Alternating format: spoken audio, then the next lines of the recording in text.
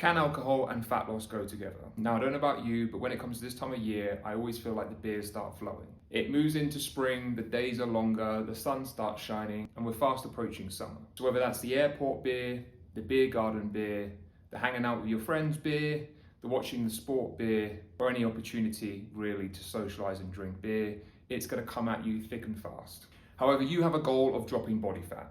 Now, for many people, it's all or nothing. Just like for those individuals who think that you have to eliminate carbs to get into shape, or maybe cut out sugar, or maybe stop eating processed foods as a whole. However, the same thing will apply for alcohol. And I've had plenty of clients, myself included, drop body fat and get in shape without having to eliminate alcohol, processed foods, sugars, and carbs. However, it does always come down to quantity and frequency. Now, unfortunately for you, you will have to make sacrifices and cutbacks with your alcohol if your goal is fat loss. And for me, to a certain degree, it should be pretty obvious. Now, you're willing to make sacrifices to things like your sleep in order to progress in your career. So unfortunately, you're gonna have to make sacrifices like reducing down the amount of beer that you consume on a week-to-week basis in order to pursue your fat loss goals. Now, everyone's opinion of indulging is going to vary.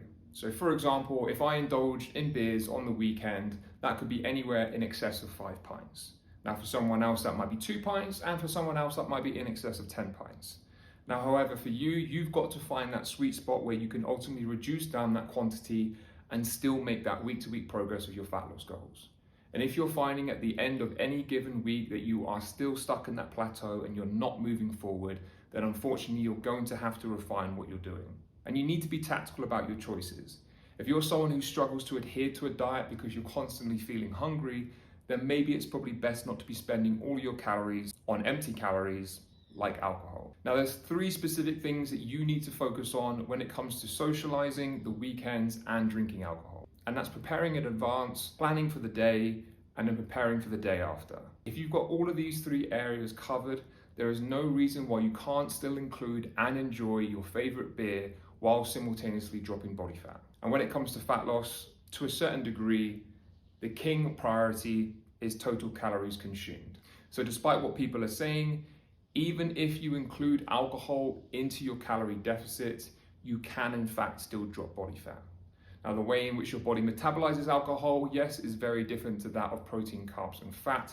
However, accumulatively, on average, across the week, if you remain in that calorie deficit, even with things like beer included, you can still stay on track and drop body fat over time.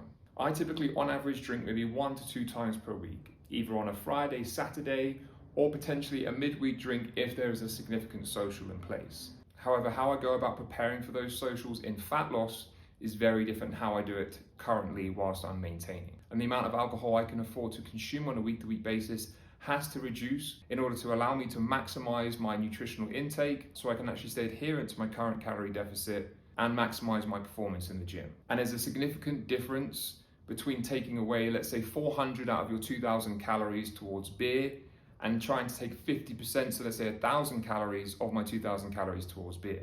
You're gonna get 2 very different outcomes.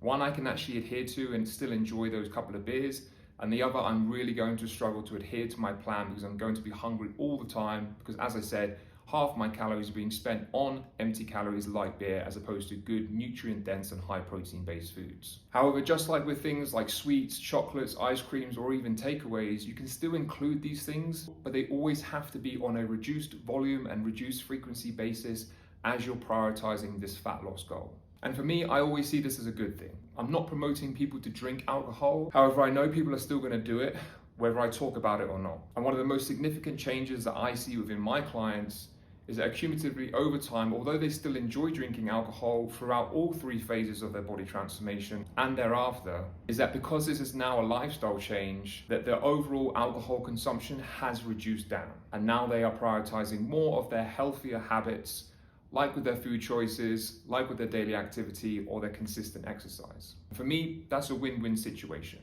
I'm not telling anyone to eliminate it. I'm not promoting it.